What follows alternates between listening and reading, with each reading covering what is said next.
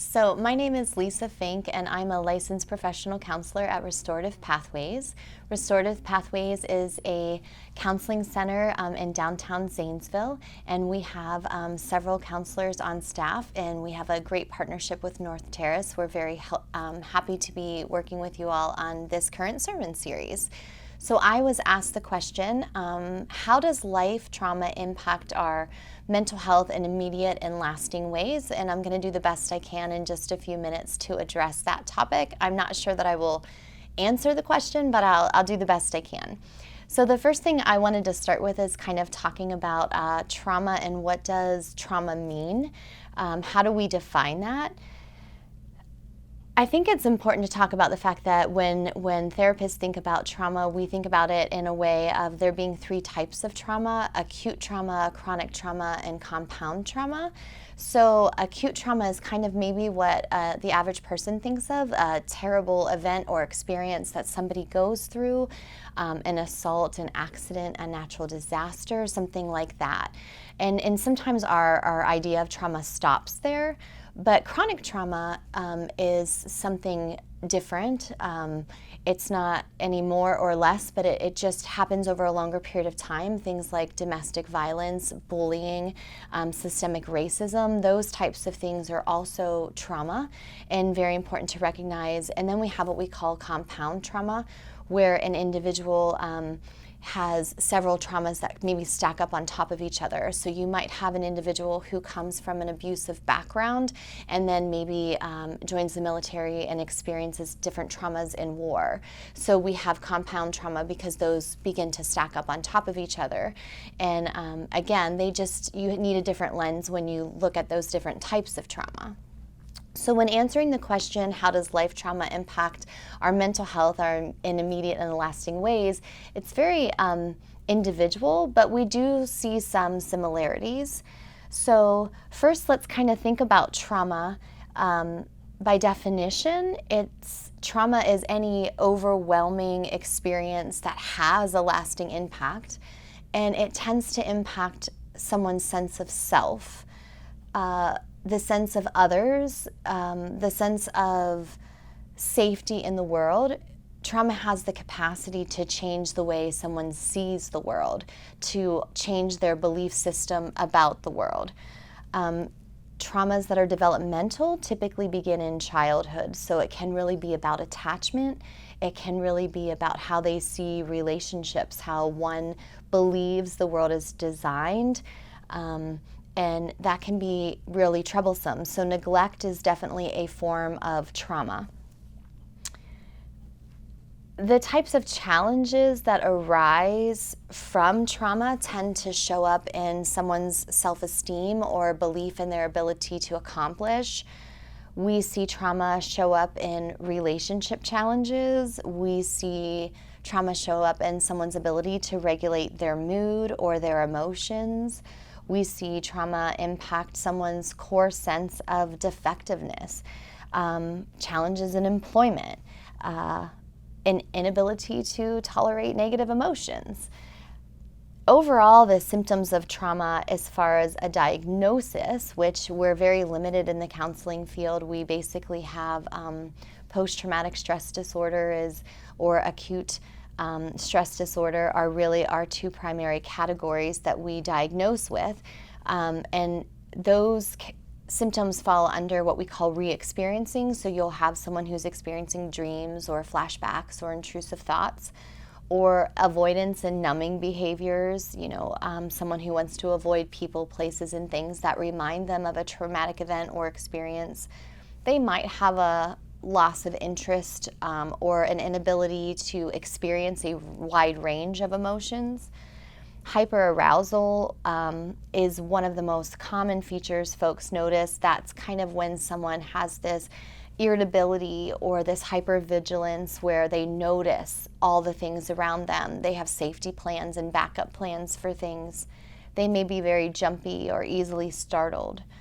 Oftentimes folks have a very difficult time sleeping, And then there's a change in mood and cognitions. And so cognitions is just a fancy word for our thoughts. It's basically the way we think about things. Maybe we have negative beliefs about ourselves. We have a large amount of shame or guilt if we would experience some traumatic events or experience in our lives.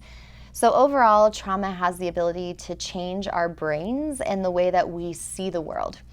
But it doesn't have to be permanent. I think throughout history, we sort of saw PTSD or a trauma diagnosis as something that was like a label that was trying to be avoided. And now we recognize that, God has designed our brains to heal, and we do have capacity for that, and folks are really quite resilient.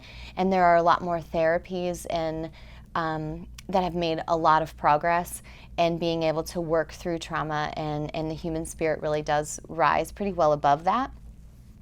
When working with folks with trauma, when living alongside folks with trauma, the reality is most people will experience some traumatic event in their life. It may not result in a mental health diagnosis of trauma, but it's just sort of what it is to be human at this point. You might experience or know someone who has experienced some sort of trauma, so it's helpful to have a lens about how it impacts a person. And again, each person will be impacted individually, so things to maybe avoid when working or talking to somebody who's experienced trauma, words like oversensitive, or you're overreacting, or you're being overly dramatic. Those are particularly painful for people with trauma.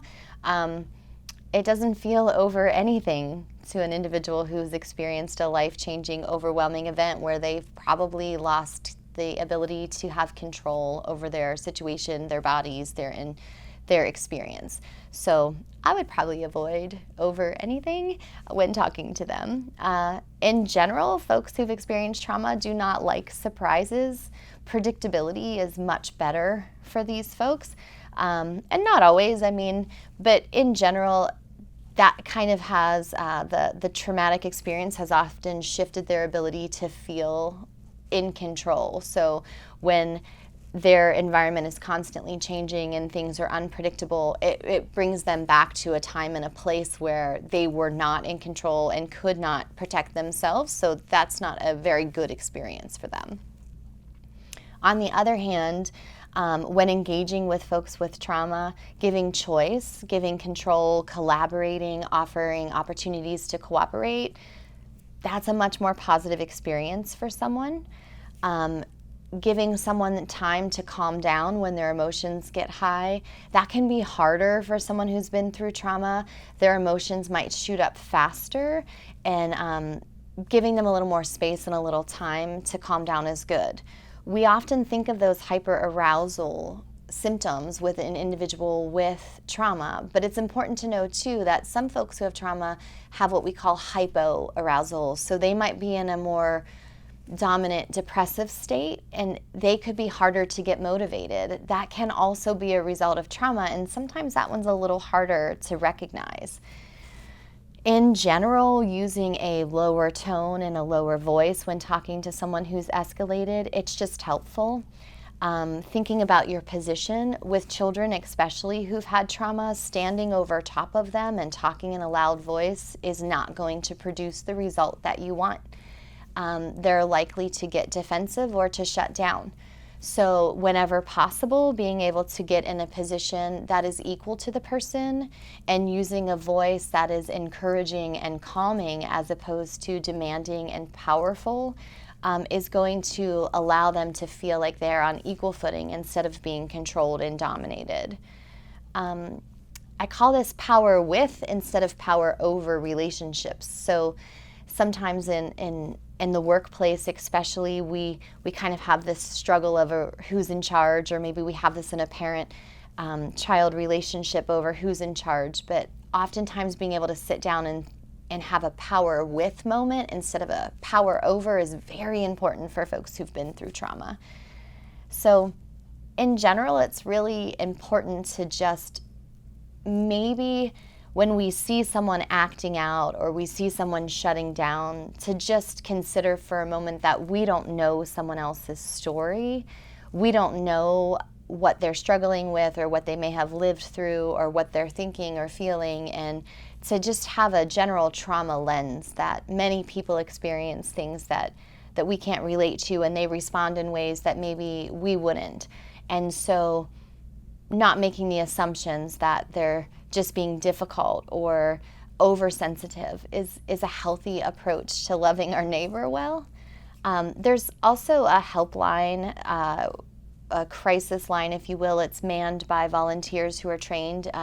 You can text this line 741-741, and you can text talk to that line or help to that line, and somebody will engage with you if you're ever having a crisis. And it can be that you're overwhelmed in the moment, and they'll engage with you back and forth. It's a good number to have for anyone if you're having depressive symptoms or anxiety symptoms or just feeling a little overwhelmed and alone in the world. So it's a good number to keep.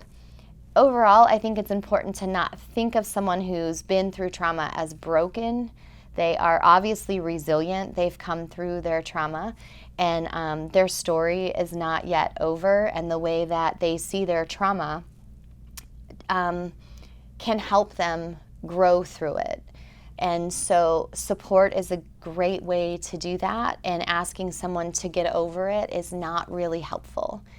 So I hope that at least addresses the question, and I wish you all the best in working with those around you.